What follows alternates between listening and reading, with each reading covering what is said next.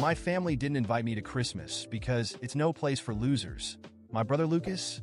I calmly agreed and stopped funding his children and his wife, Amanda. Now he's going crazy. I was actually looking forward to Christmas this year. For once, I wasn't scrambling at the last minute to get everything together. By the first week of December, I bought presents for everyone: my parents, my brother Lucas, his wife Amanda, and their kids. I even bought extras just in case anyone brought unexpected guests. I don't know, I just felt like this year was going to be special. So I was completely blindsided when, as I stood on my parents' front porch with bags of wrapped presents in each hand, my mom opened the door and said, "We don't want you here this year." At first, I thought it was some kind of weird joke. I started to laugh a little, but then Lucas's voice cut in from behind her. "This is no place for losers," he said. "You're really starting to wear on all of us." I just stood there staring at her. My dad was in the background, not saying a word, just looking awkwardly everywhere but at me. My mom looked uncomfortable, but didn't back away. And Lucas looked downright smug. I felt this onslaught of emotions: confusion, anger, embarrassment. But somehow I stayed calm. I just nodded, said, "Fine if that's how you feel," and walked back to my car. But as I sat there in the driveway, staring at the bags of presents in the passenger's seat, something inside me changed. No place for losers. Tired of me? Where is this coming from? I had a pretty good idea Lucas was behind it, but I couldn't figure out why. I'd been nothing but generous to him and his family over the years. I'd helped pay for his kids' school supplies, covered their summer camp fees, and even pitched in on his mortgage when things got tight. And now, out of the blue, I'm not welcome at Christmas. I decided I wasn't going to leave just yet. I was going back to the door to get some answers. I left the presents in the car and went back to the door. My parents were still standing there, whispering to each other as if they hadn't expected me back. Lucas was lounging on the couch, scrolling through his phone, acting as if nothing had just happened. I didn't bother to knock. "What's going on?" I asked, stepping inside. "Why am I not welcome at Christmas? What did I do?" Lucas grinned without even looking up from his phone. "You really don't get it, do you? You've been slacking off lately. The kids have barely gotten anything from you this year." I stared at him, stunned. "What are you talking about? I've spent hundreds on presents for your kids. They have more presents in the car than anyone else." Lucas finally looked at me. "Last year you did more. This year, it's like you don't care. It's embarrassing for us, honestly." I turned to my parents, expecting them to say something, maybe defend me or tell Lucas he was out of line. Instead, my mom gave me this awkward smile and said, "But you just bought a new car. You found money for it." For a second, I didn't even know how to respond. "The car is on credit," I said, keeping my voice steady. "And even if it wasn't, how does buying a car suddenly make me responsible for Lucas's kids? They're not my responsibility." "You're the one who makes the most money," Lucas said, leaning back on the couch as if this was all perfectly reasonable. "We're a family. Families help each other. You've always done that." I looked at Amanda, his wife, who was sitting quietly in the corner. She hadn't said a word, but her face was flushed, and she was staring down at her hands. She looked as if she wanted to disappear. "Is that your reasoning?" I asked. "Because I've been generous in the past. I'm now obligated to do so forever? And if I don't, I'm a loser?" Lucas shrugged. "If the shoe fits." That was it for me. I took a step back and shook my head. "You know what? You're right. I don't belong here." I looked at my parents. "Enjoy your Christmas." Then I turned to Lucas and said, "And good luck with those presents, because this loser is done financing your life." I walked out without waiting for an answer. I drove home in silence, gripping the wheel harder than I needed to. I couldn't wrap my head around it. Was I really the bad guy here? I'd gone above and beyond for my family for years, always stepping up when things got tough for Lucas, making sure his kids never felt the pinch of his financial struggles. And now, not only was I not welcome at Christmas, but I was a loser for not doing enough. When I got home, I sat in the driveway for a while, staring at nothing. The bags of presents were still in the car, and the sight of them made me sick to my stomach. I'd spent weeks picking out just the right things, thinking about what the kids would love, what my parents would appreciate, and for what? To be told I didn't belong. The more I thought about it, the clearer it became. This wasn't just about Christmas or presents. This had been building for years, and I'd been too blind or maybe too willing to see it. The truth was I'd always been the one Lucas leaned on. Looking back now, I realized that I'd created this dynamic. I made it too easy for Lucas to rely on me. And somewhere along the way, it stopped being gratitude and turned into entitlement. And tonight, being shut out of my own family's Christmas because I didn't do enough, that was the breaking point. The next morning, I woke up with a clearer head and made a decision. I was done. No more bailing Lucas out. No more endless gifts to make up for his lack of effort. If he wanted his kids to have the things I'd provided, he could figure it out for himself. It wasn't an easy decision.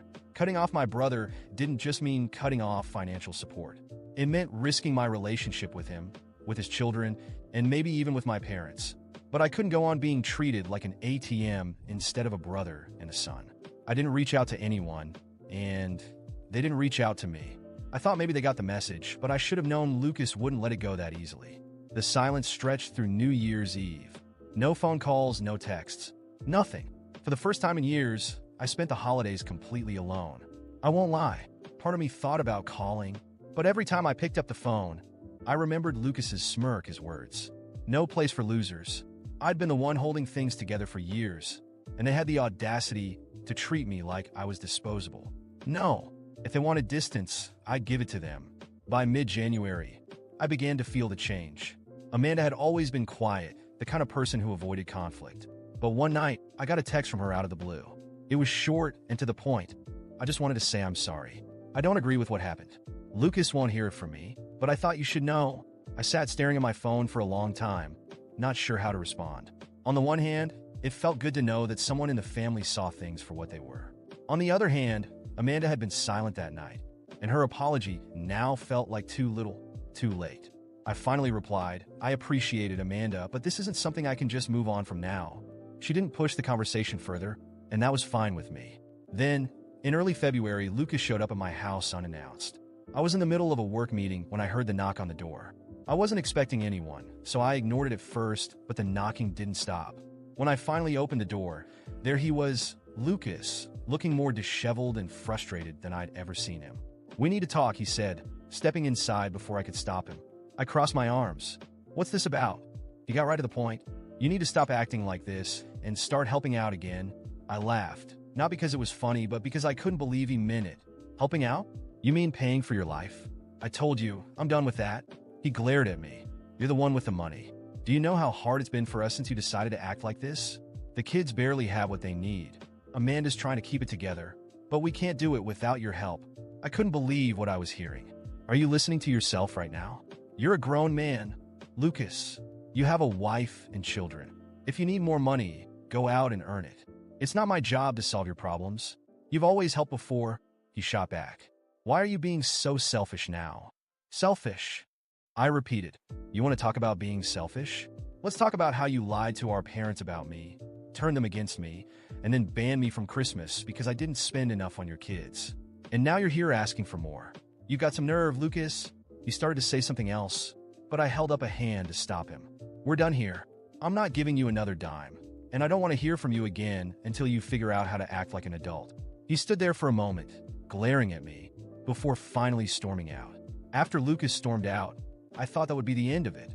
For a while, he'd maybe complain to my parents, but eventually, he'd figure out I wasn't going to back down.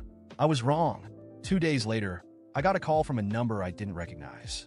Normally, I wouldn't have answered, but something told me to pick up. Hello? Is this Michael? A man's voice asked. Yeah, who's this? This is Mark Dawson. I'm a lawyer.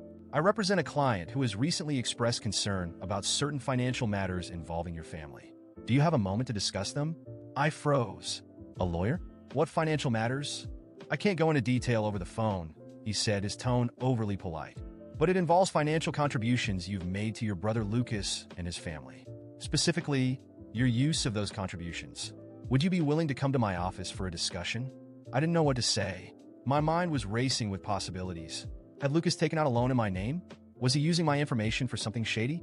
Or was this a desperate attempt to guilt me into giving him money again? Who's your client? I finally asked. There was a brief pause. I'm afraid I can't disclose that right now, but I assure you this is not a lawsuit against you.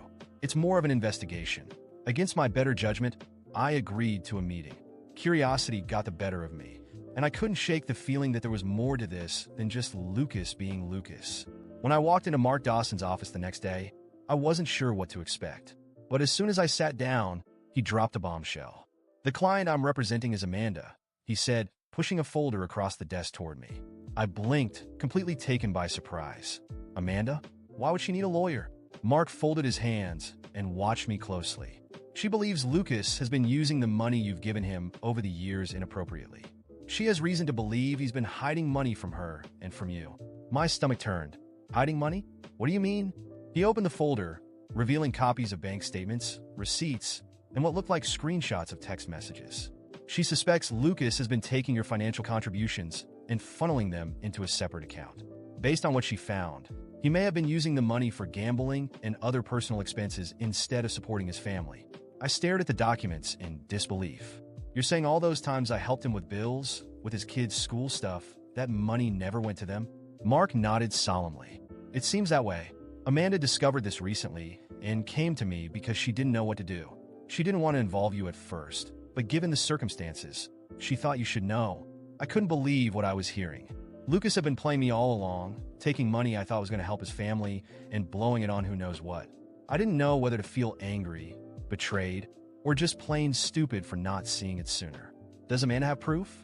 I asked, my voice tense. Mark nodded and pushed the folder closer to me. Take a look for yourself. I leafed through the documents. There were transfers from my account to Lucas's, matching the times I'd helped him. Emergencies. Then there were withdrawals from his account.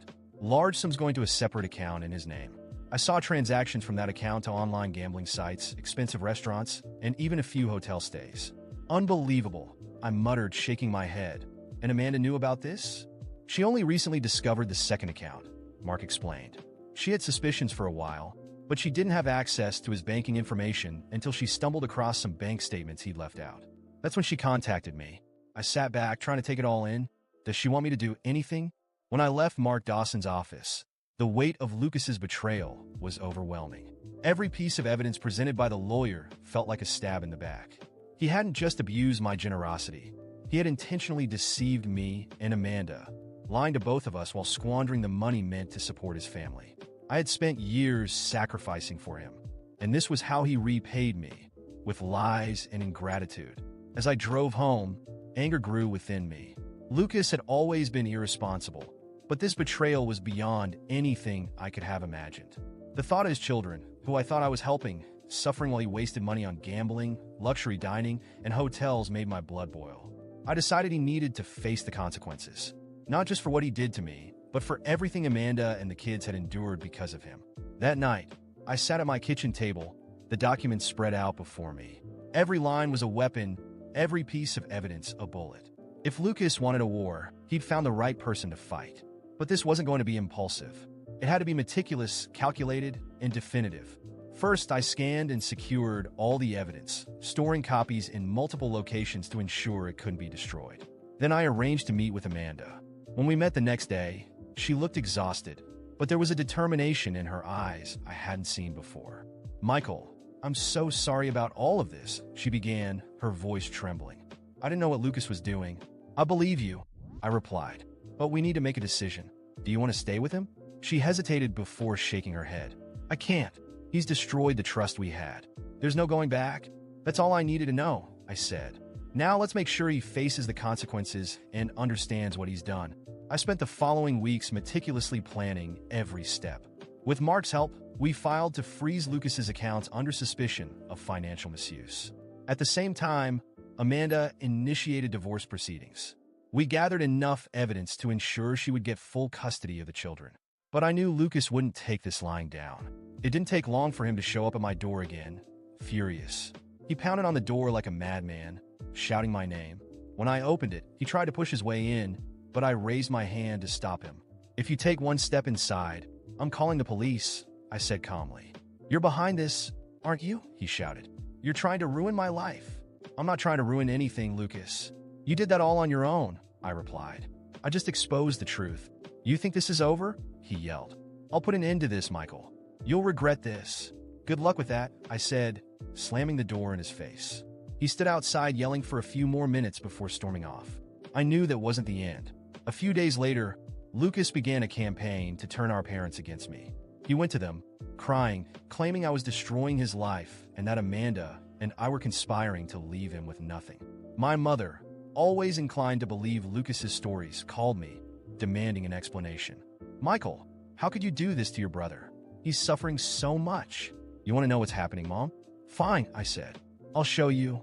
The next day, I went to their house with all the evidence. I laid it out piece by piece, bank statements, receipts, and proof of his lies. My father stayed silent, but the shame was evident in his eyes. My mother, however, tried to justify it. He was under a lot of pressure. Maybe he made mistakes, but he's your brother. He didn't make mistakes, Mom. He chose to deceive us. He chose to lie to you, to me, to Amanda. He chose to gamble away the money meant for his family. And now he needs to face the consequences. The conversation ended with them visibly shaken. But for the first time, they didn't try to defend Lucas. Meanwhile, Amanda was gaining strength. With Lucas's accounts frozen and the evidence stacked against him, she secured full custody of the kids and control of their home. Lucas, on the other hand, was crumbling. The debts he had hidden began to surface, and creditors were unwilling to wait. He lost access to his accounts, and his reputation was in shambles. But it still wasn't enough. I needed Lucas to fully understand what it meant to manipulate and betray someone who had only ever tried to help him. So, I exposed his actions to our close friends and relatives, not out of petty revenge, but to ensure the truth was known. Lucas tried to confront me in public, but this time, I was ready. "You have the nerve to face me after everything you've done?" I asked. "After stealing from your own family, lying to all of us? What did you think would happen, Lucas? That I'd keep funding your lies?" He had no response. The people around us began to see him for who he truly was, and the network of support he had relied on for years began to crumble. Amanda, on the other hand, was rebuilding her life. She secured a stable job, enrolled her kids in a good school, and finally found peace. As for me, I learned to protect my generosity. Never again would I allow anyone to take advantage of my kindness. Lucas was left alone to face the consequences of his choices. He tried to rebuild, but with mounting debts and a ruined reputation, he became isolated, with no one to turn to. And while I finally found freedom and peace, Lucas learned, the hard way, that some betrayals come with a heavy price.